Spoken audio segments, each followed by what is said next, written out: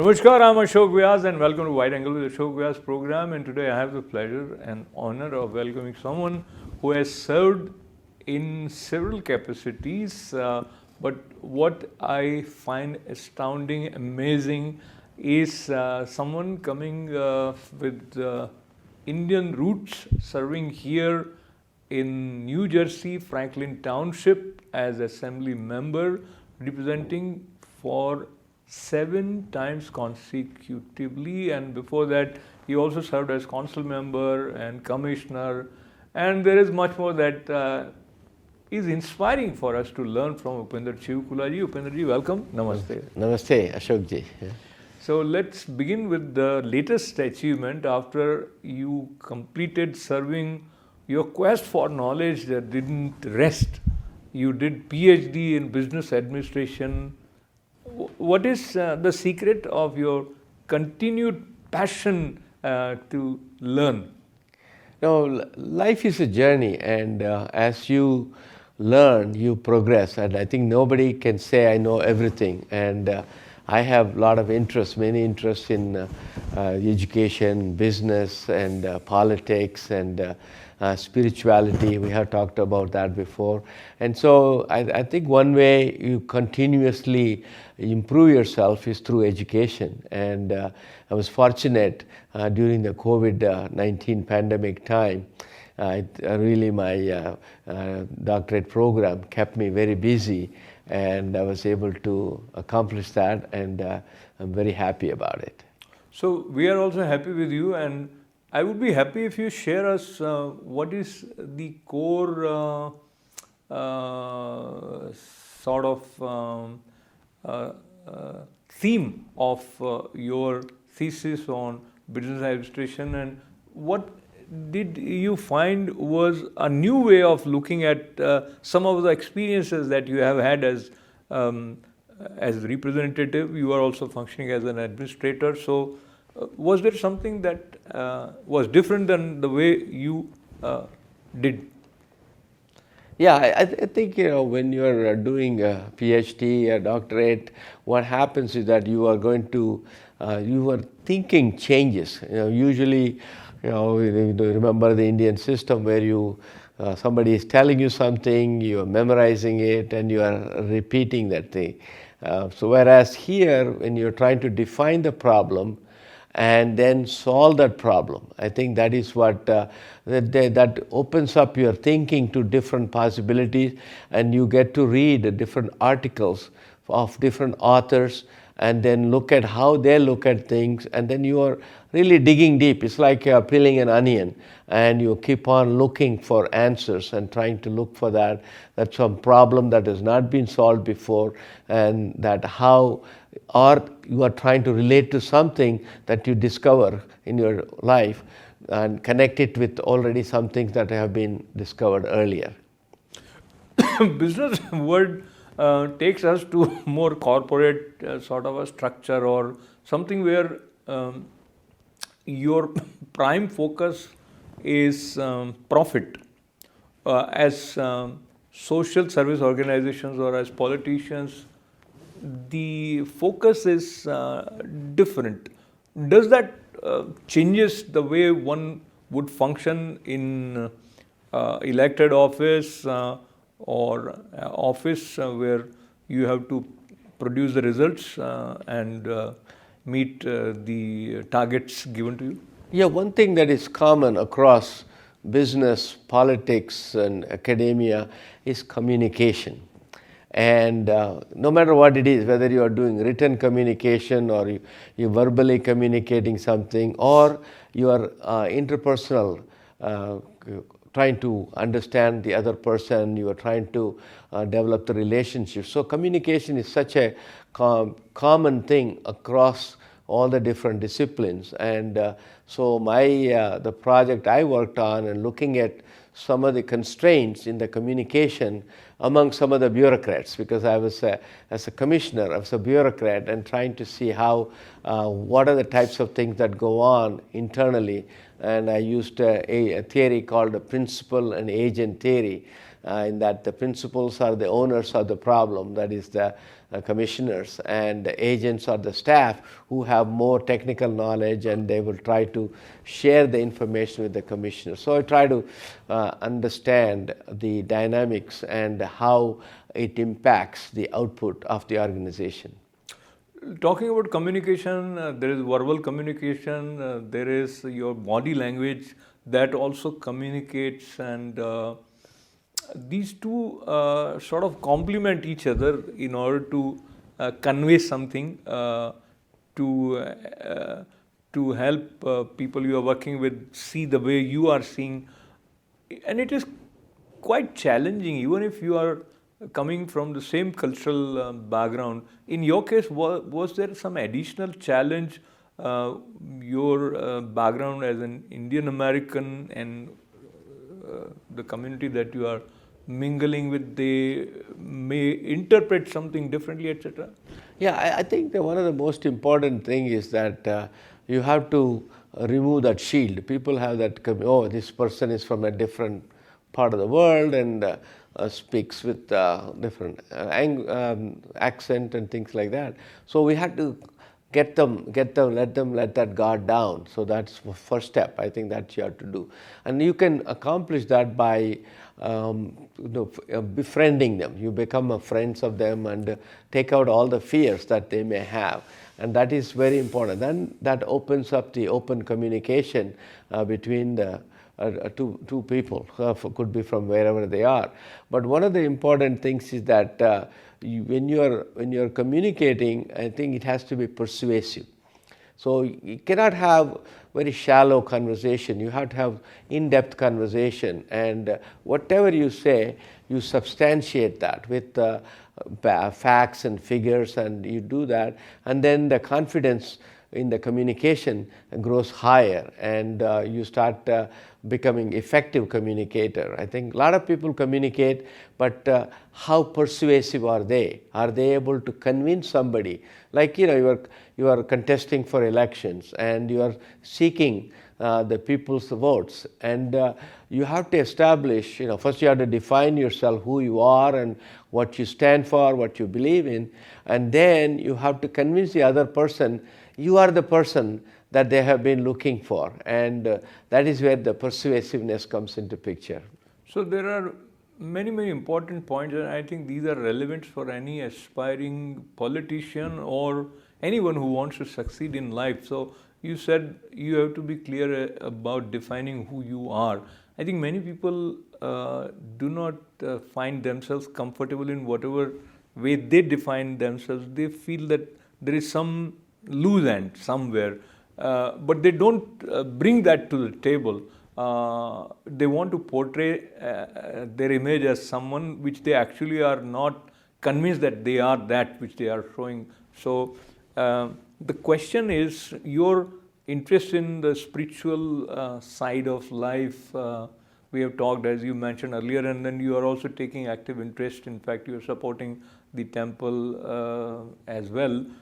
Does that help in getting convinced about who you are? Yeah, I think the key here is that most of us always trying to find out. We are not sure who you are, what is the purpose, and where you are. I think when you look at the spiritual knowledge and to talk about Bhagavan Ramana Maharshi, his fundamental question is, who am I? And trying to that type of introspection, understanding who you are. Both spiritually and practically, you need to understand who you are.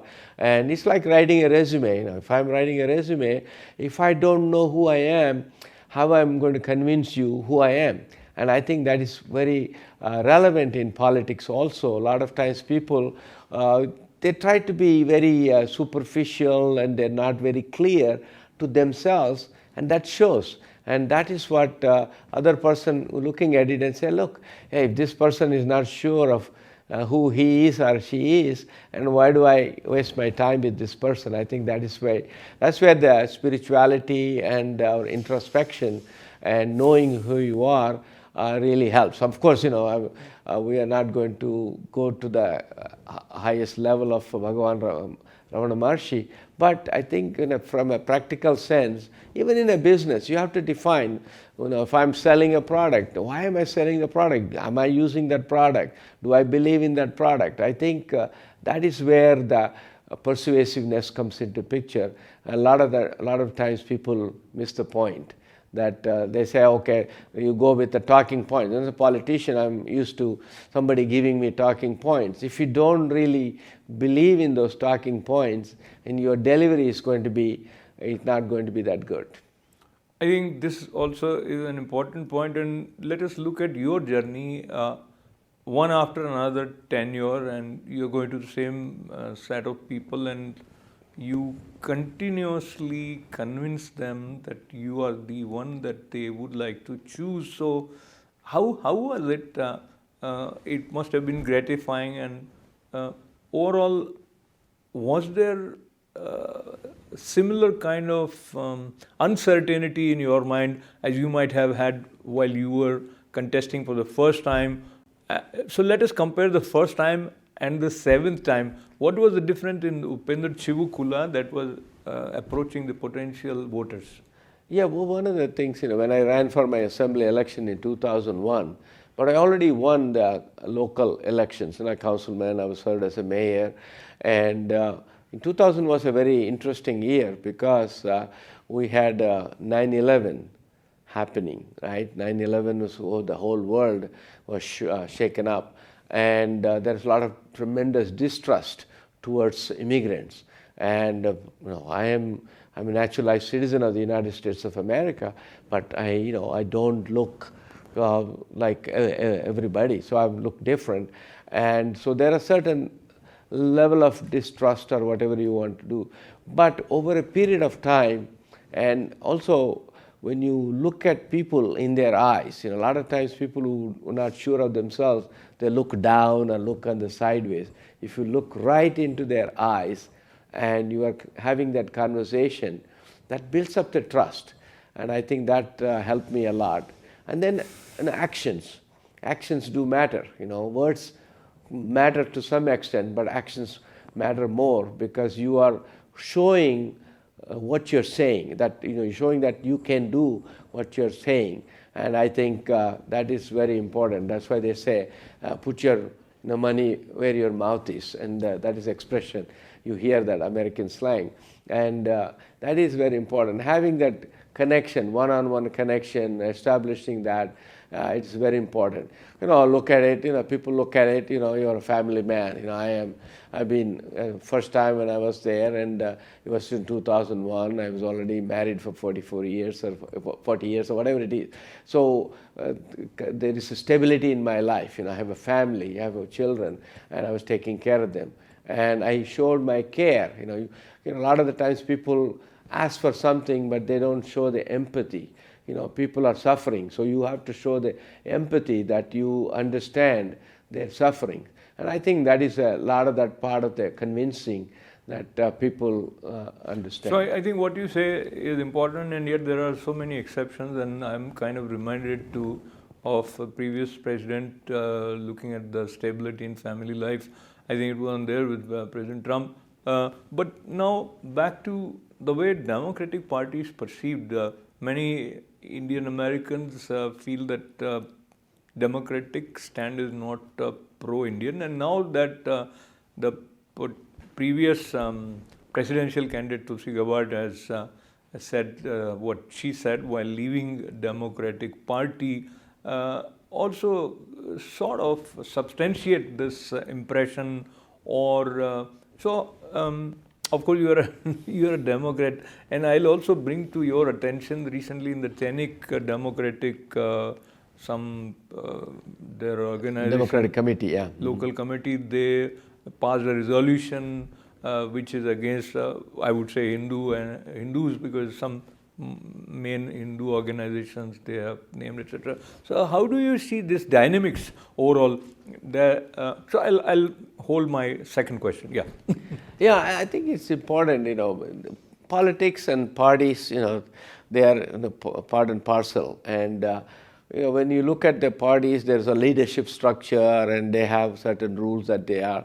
Whenever you go against the party and against the rules, then they try to punish you, that's what happened in the case of Tulsi Gabbard. She was a congresswoman from Hawaii, and she had certain things. She did not have good words with the Speaker, Nancy Pelosi, and they also Democratic Committee, Democratic National Committee. She went against it, and I think this is unfortunate. Like when in a democracy, you should you have a First Amendment rights. You have a free expression.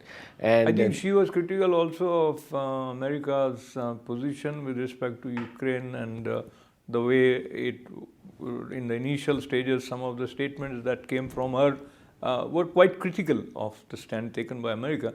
That said, there must have been, it must be a complex scenario.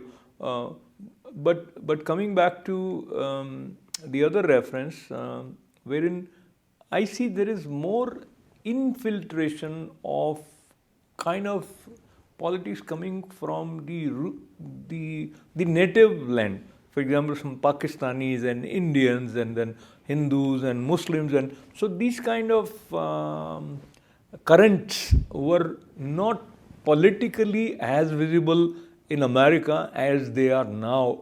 Do you agree or no? Yeah, I think so. I think there's a lot of misinformation. I think, if you listen to all the talk show hosts, and they spread out all kinds of things, and most of it is because lack of the depth, knowledge in depth, a lot of the things. For example, TNEC, Democratic Municipal Organization, what do they know about India? They really don't know.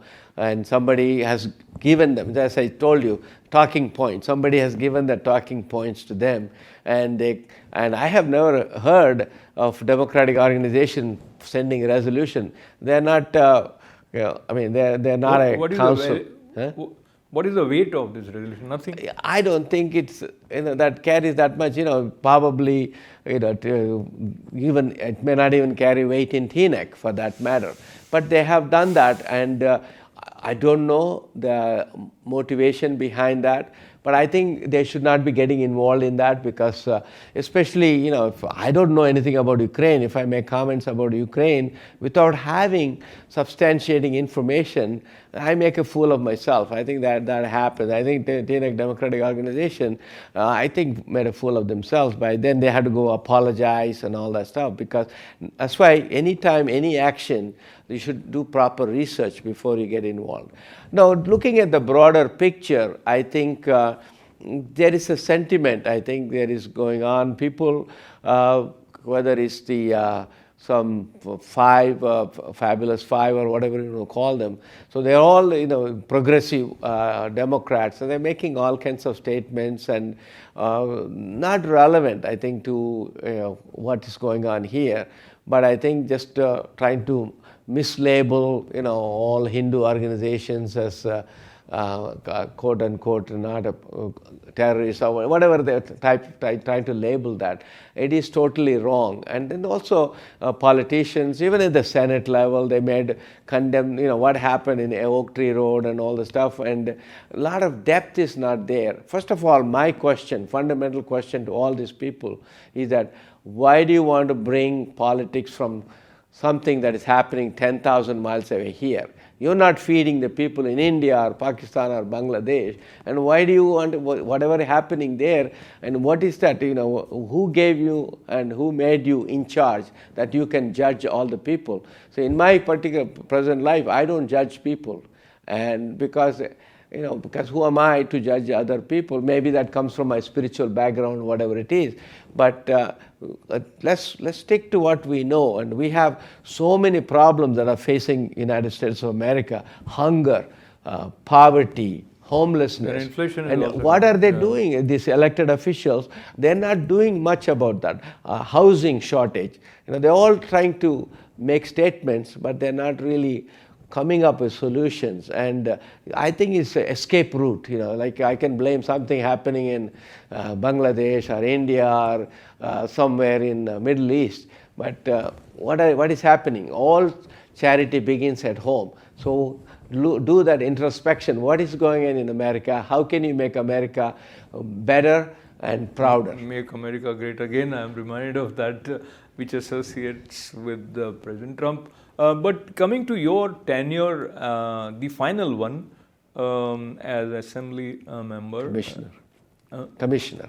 No, prior to that. So while you were commissioner, and there were certain promises that you must have made to your electorate before election, and while your tenure was concluding, how satisfied you were with yourself that what you promised you could deliver? And in order to deliver, I assume there are complexities involved.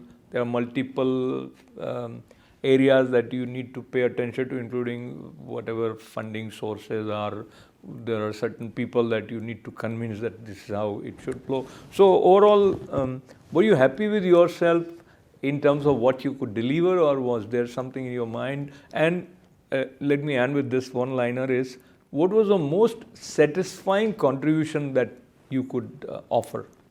Well, I think one of the areas, as a politician, as an elected official, you should not think that you can solve all the world's problems, right? You need a lot of the changes that we bring about are incremental changes. So for me, when I got elected, my goal was to serve my constituents. And if they have any issues dealing with the bureaucracy at the local level or county or the state government level, I was there.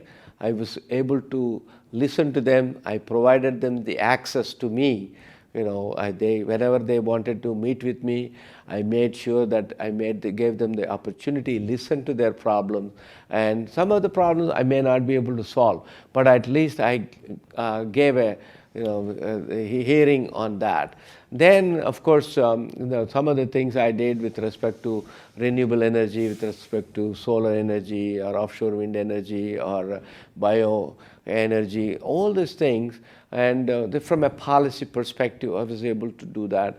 And I was also able to bring about some social issue legislations and trying to address parents who have children with autism. I realize that there must be a long list, but just looking at the last 2 minutes that we have, for the next generation Indian Americans who are in the politics now, like we have Mayor of Edison also with that background, what will be your advice, especially for these comparatively younger folks? I think the first thing is that don't look for shortcuts. Try to follow the process and try to seize the opportunities, but don't compromise yourself. I think that's very important, because if you lose yourself, what do you have left? I think that's the most important thing. That does not mean that you cannot compromise, but you have to compromise, but you have to, once you believe who you are and what you stand for, you have to stand. For example, I had to stand up against the eminent domain in my township. That was not a popular thing to do, but it was popular with the people. I think when the American politics are going to change, when elected officials do care for the people that elect them and give them that power. Power is given to you by the people, electorate, not you don't have any power if they take it away. Wonderful. So that was very powerful, and I'll just repeat that communication is very, very important. And once again, I'll congratulate you for showing the way, pursuing the quest for knowledge, finishing your doctorate in business administration after having such a long, active, dynamic inning, as I mentioned, as 7 times assembly members and whatnot. So we look forward to more and more such elevating news coming from you with your achievements and your guidance. I appreciate you joining me here today. Upendra, lots of good wishes. Thank you. Thanking Upendra Chivukula ji and thanking all of you for being with us. This is Ashok Vyas. Namaste.